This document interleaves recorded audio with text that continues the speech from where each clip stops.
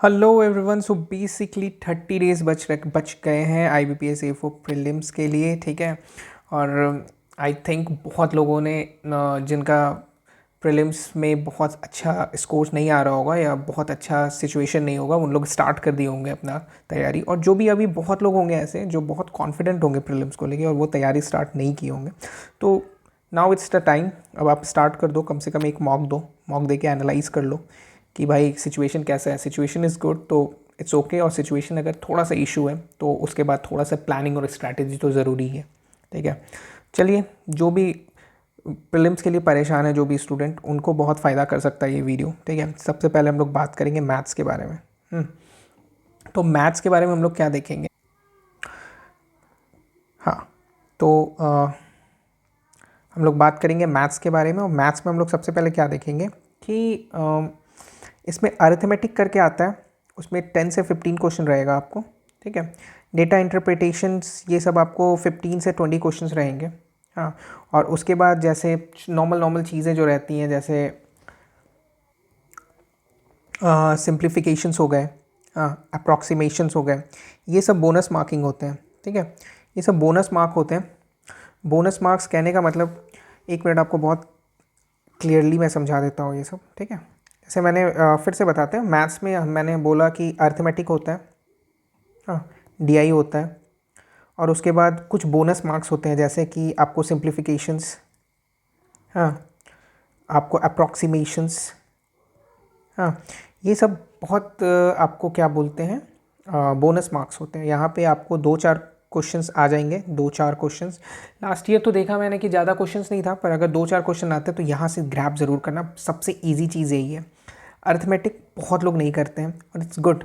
Arithmetic questions रहते हैं यार, दम रहते हैं। अगर आपको बेसिक्स ठीक नहीं है ना, तो अर्थमेटिक क्वेश्चन नहीं बनेगा। तो बेसिकली अगर अर्थमेटिक आप नहीं कर रहे हो तो कोई इशू नहीं है, हाँ। मगर DI, DI जो है ना, DI में अगर 3 DI आता है ना, तो उसमें 2 DI या 1 DI बहुत ईजी रहता है, हाँ।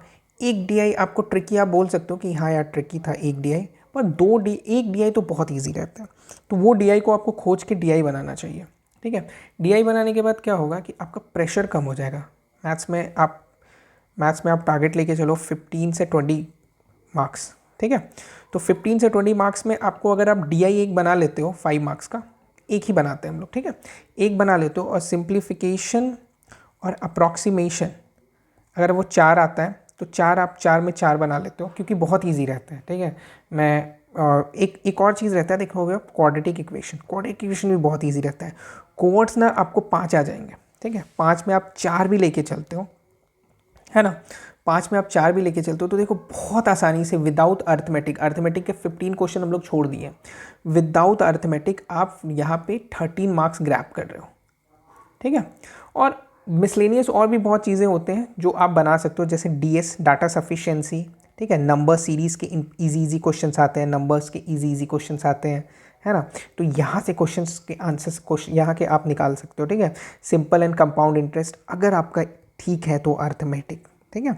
और नहीं है तो आप नंबर सीरीज से क्वेश्चंस और डेटा सफिशिएंसी से आप निकाल सकते हो, ठीक है। तो बेसिकली अगर आप इस हिसाब से चलोगे तो विदाउट ज़्यादा लेबर, ठीक है, कोई ज़्यादा लेबर नहीं लगेगा, और आप यू कैन क्लियर ऑलमोस्ट 13 से 15 questions, which is very much sufficient for your prelims, ठीक है। प्रीलिम्स के मैथ्स के लिए 13 से 15, आपको पता ही है कि यार मोस्टली 20 तो 2 साल से कट ऑफ ही जा रहा है ओवरऑल। तो हम लोग अगर पूरा कट ऑफ को मतलब लेके चले कि चलो हम लोग का टारगेट रहेगा 40 मार्क्स का, ठीक है। 40 मार्क्स का टारगेट रखते हैं हम लोग, ठीक है। उसमें हम लोग इंग्लिश है, उसमें मैथ्स है, और आपको रीजनिंग है, ठीक है। तो 40 मार्क्स के टारगेट को हम लोग मैथ्स से पूरा करेंगे, 15 से 20 मार्क्स, ठीक है। यहाँ पे हम लोग 15 से 20 करेंगे, और यहाँ पे हम लोग 10 करने की कोशिश करेंगे, 10 मार्क्स लाने की कोशिश करेंगे। अप्रॉक्सीमेटली 40 के करीब हम लोग रहने की कोशिश करेंगे, ठीक है। तो यहाँ पे मैथ्स आप देख सकते हो बहुत आसानी से, जहाँ पे अर्थमेटिक हम लोग छू भी नहीं रहे हैं, हाँ, कहीं कोई रिस्क नहीं ले रहे हैं कि अर्थमेटिक का नहीं बना तो क्या, ठीक है। ये सब क्वेश्चन छू रहे हैं, और यहाँ से आप 15 मार्क्स ला सकते हो। चलो मैं 10 मार्क्स ही बोलता हूँ कि 10 मार्क्स तो आपका कहीं नहीं जा रहा है, ठीक है। और 10 मार्क्स जो है ना बहुत सफिशिएंट है आपका कट ऑफ क्लियर करने के लिए। बात करते हैं फिर रीजनिंग में। रीजनिंग पे अगर हम लोग बात करेंगे तो रीजनिंग में सबसे इम्पॉर्टेंट चीज़ क्या है मैं आपको बताऊं, लोग ना पजल्स नहीं बनाना चाहते, ठीक है। बहुत लोग हैं जो बोलते हैं कि पजल्स नहीं बनाना मुझे, और यहीं पे इशू हो जाता है। अगर आप एक पजल्स बना लो तो वहाँ से 5 मार्क्स आ जाते हैं आपके, ठीक है। उसके बाद ना कट ऑफ और ये जो पूरा रीजनिंग का फंडा है ना क्लियर करना बहुत ईजी हो जाता है। मैंने लास्ट ईयर एक बहुत अच्छे स्टूडेंट को देखा कि उन्होंने पजल्स नहीं बनाया और वो क्वेश्चंस जो था बाकी पजल्स को छोड़ के भी, जैसे सिलॉजिज्म आते हैं, ठीक है, इनपुट आउटपुट आते हैं, हाँ, डाटा सफिशिएंसी इसमें भी आता है, ब्लड रिलेशंस आते हैं, है ना, और फिर ऑर्डर एंड रैंकिंग आते हैं।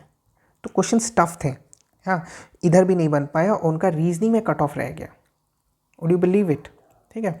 तो ये इशू नहीं आने के लिए अभी भी टाइम है यार, 30 दिन है। 30 दिन में अगर आप रोज़ 4-4 पजल्स करते हो तो 120 पजल्स सॉल्व करोगे, वेरी मच सफिशिएंट आपका कट ऑफ निकलने के लिए, ठीक है। 120 पजल सॉल्व करोगे, क्योंकि पजल्स जो है ना, 4 पजल्स आपको एग्जाम में आएंगे, हाँ। 4 पजल्स में आपको ऐसा हो नहीं सकता कि एक पजल्स ईजी ना हो, ठीक है। जस्ट कि आप अगर पजल्स बनाओगे ना तो आपको समझ आ जाएगा कि आप किस में स्ट्रांग हो, ऑर्डर एंड रैंकिंग में स्ट्रांग हो, सर्कुलर अरेंजमेंट में स्ट्रांग हो, लीनियर अरेंजमेंट में स्ट्रांग हो, किस में स्ट्रांग हो आपको पता चल जाएगा, ठीक है। और उस हिसाब से आप रीजनिंग में एक पजल्स बना लेते हो, एक पजल्स बना लेते हो, उसके बाद यहाँ तो आप कहीं ना कहीं से निकाल ही लोगे 6-7 मार्क्स, एकदम डेफिनेट है, ठीक है। बहुत हालत ख़राब होगा तब भी आपका 5 मार्क्स निकल जाएगा, 4-5 मार्क्स, और 5 मार्क्स प्लस 5 मार्क्स 10 मार्क्स, 10 से 12 मार्क्स आप यहाँ पे निकाल लोगे, कोई इश्यू नहीं है, ठीक है। तो मेरा ये कहना था, मेरा ये वीडियो बनाने का मेन माध्यम यही था कि रीजनिंग में पजल्स मत छोड़ना। अगर कोई सोच रहे हो कि नहीं पजल्स नहीं बनाएंगे तो मत छोड़ना। मैथ्स में अगर आप अर्थमेटिक छोड़ रहे हो, वेल एंड गुड, ठीक है। अर्थमेटिक में बहुत टाइम लगता है और मैं आपको रिकमेंड भी करूँगा कि अर्थमेटिक मत छुओ अगर आपको नहीं आता है तो, है ना। मगर मैथ्स पजल्स मत छोड़ना, पजल्स ज़रूर बनाना। कभी कभी 25 क्वेश्चंस पजल्स के रहते हैं, ठीक है। तो पजल्स नहीं बनाओगे तो आपका जो वो जो है ना, बहुत जो रास्ता है ना बहुत नैरो हो जाएगा, हाँ। तो पजल्स ज़रूर करना। नेक्स्ट हम लोग बात करेंगे इंग्लिश लैंग्वेज की, ठीक है। भाई इंग्लिश लैंग्वेज एक ऐसा चीज़ है जिसमें हमको लगता है 50% AFO एस्पिरेंट्स का इशू है, ठीक है। और कुछ भी बोल लो वो बातें सुनने को तैयार ही नहीं है कि इंग्लिश लैंग्वेज एक ही चीज़ से ठीक हो सकता है, वो है रीडिंग, ठीक है। आपको रीड करना होगा, हाँ, कोई भी चीज़ के लिए। जैसे मान लो आरसी है, आरसी के अप्रॉक्सीमेटली 18 क्वेश्चंस आ जाएंगे, ठीक है।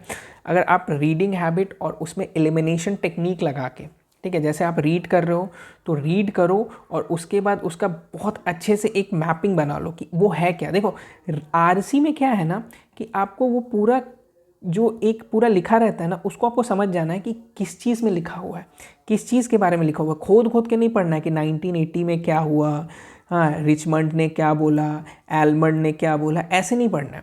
आपको पूरा पता रहना चाहिए कि अच्छा इन्वायरमेंट के बारे में बोल रहा है। पहला जैसे मान लो 1 2 3 4 4 आपको 4 पार्ट में आपको पूरा आरसी है, तो आपको पता होना चाहिए कि ये क्या बोल रहा है। पहला पार्ट में बोल रहा है कि भाई इन्वायरमेंटल प्रॉब्लम्स हो गए हैं, बहुत इशू है। उसके बाद सेकंड में बोल रहा है कि किस किस रीज़न से है। थर्ड में बोल रहा है कि भाई इसको ठीक कैसे कर सकते हो। फोर्थ में कंक्लूड कर रहा है। तो ये आपको ऐसे पता रहना चाहिए। फिर आप जब क्वेश्चंस देखोगे ना बहुत अच्छे से आप आइडेंटिफाई कर पाओगे कि क्वेश्चंस किस पैसेज किस वाले पॉइंट से बोल रहा है, और उस पॉइंट में जाके आप बहुत आराम से आंसर निकाल सकते हो। आप एक बार ये स्कैनिंग टेक्निक्स यूज़ करना, ठीक है। स्कैनिंग टेक्निक, ठीक है, टेक्निक मैं बता रहा हूँ, उसमें आपको स्कैनिंग करना है, ठीक है। स्कैनिंग टेक्निक और पॉइंट टू पॉइंट नोट करना, ठीक है। जैसे इन्वायरमेंट पे है तो इन्वायरमेंट लिख लो, इन्वायरमेंट, हाँ। उसके बाद इन्वायरमेंट का इफ़ेक्ट्स क्या क्या है, हाँ। उसके बाद इससे फ़ायदा क्या क्या है, इन्फ्लुएंस कहाँ कहाँ हो रहा है, हाँ। गवर्नमेंट का इंटरवेंशन कितना है। ऐसे कर कर के आप थोड़ा बनाओ। देखो जब स्टार्ट करोगे ना ऐसे करना तो थोड़ा टाइम लगेगा आपको, पर उसके बाद जो रिज़ल्ट आएगा ना आप उससे चौंक जाओगे कि यार बहुत सही बात बताया इस बंदे ने, हाँ। तो ऐसे करके इंग्लिश के आरसीज़ को करने की कोशिश करो। आरसी में अगर आप 18 क्वेश्चंस आ रहे हैं, आरसी में अगर आप ये चीज़ करने लगे तो आपका पूरा कट ऑफ जो है ना इंग्लिश का आरसी में ही निकल जाएगा। और बिलीव मी आरसी से ईजी कोई नहीं होता है। आरसी एक ऐसा होता है ना कि जहाँ पे आप डेफिनेट हो सकते हो कि ये आंसर सही है, ये आंसर गलत है। हाँ, पर उसके बाद cloze test, spotting error, sentence improvement, हाँ, पैरा जम्बल्स, ये सब में आप कंफर्म नहीं हो सकते कि कौन सही है कौन गलत है। हाँ, तो इसलिए मैं आपको बोलता हूँ कि आरसी पे पूरा ध्यान दीजिए और रीडिंग कीजिए। अभी भी 1 मंथ है, 30 डेज़ है, ठीक है। प्रीवियस ईयर क्वेश्चंस देखिए, इवन आपको अगर प्रीवियस ईयर नहीं क्वेश्चन मिल रहा है तो मॉक्स देखिए पीओ के, ठीक है। पीओ के मॉक्स देखिए और पीओ के क्वेश्चंस जो भी इंग्लिश के हैं वो बनाने की कोशिश कीजिए। और अगर आपको समझ नहीं आ रहा तो याद रखिए कि आरसी ही बेड़ा पार लगा सकता है। अगर आपका अभी ऐसा हालत है कि नहीं भाई मेरे से नहीं होगा, हाँ, इंग्लिश किसी तरह भगवान भरोसे है और भगवान जी किसी तरह इंग्लिश को ठीक कर दें, तो मैं बता रहा हूँ आपका आरसी रीडिंग कॉम्प्रीहेंशन ये बेड़ा पार लगाने में बहुत मदद करेगा। आप बस इस चीज़ के लिए थोड़ा सा दिमाग से पढ़िए और एक टेक्निक जो मैं आपको टेक्निक बताया उस हिसाब से कीजिए। रीडिंग कॉम्प्रीहेंशन को मैं फिर से आपको बता दे रहा हूँ कि रीडिंग कॉम्प्रीहेंशन में क्या करना है कि स्कैन करना है। 5 पार्ट में लिखा हुआ है, तो पांचों पार्ट आपको पता होना चाहिए कि ये किस चीज़ के बारे में लिखा है, ये किस चीज़ के बारे में लिखा है, ठीक है। और वहीं आप ना एक जो पेज है ना, पेज में आप लिख लीजिए, ठीक है, कि भाई ये इस चीज़ के बारे में लिखा है, ये इस चीज़, मन करे तो हिंदी में लिख लो यार, कोई दिक्कत नहीं है। ये इस चीज़ के बारे में लिखा है, ये इस चीज़ के बारे में लिखा है। और उसके बाद आप क्वेश्चंस में जाओ और क्वेश्चंस देखो कि हाँ ये कहाँ से पूछ रहा है। उस प्लेटफॉर्म पे जाओ, उस स्टेप पे जाओ और वहाँ पे देखो, आपको आंसर खोजने में बहुत आसानी होगा, है ना। चलिए, थैंक यू सो मच। कोई भी इशू हो तो कमेंट कीजिए। अगर आपको प्रॉब्लम हो रहा है आरसी में तो आरसी में फिर से बताऊंगा, एक आरसी का एग्जांपल लेके आपको बताऊंगा कि कैसे आपको इसको टैकल करना है, ठीक है। चलिए, thank you so much, bye bye, best of luck.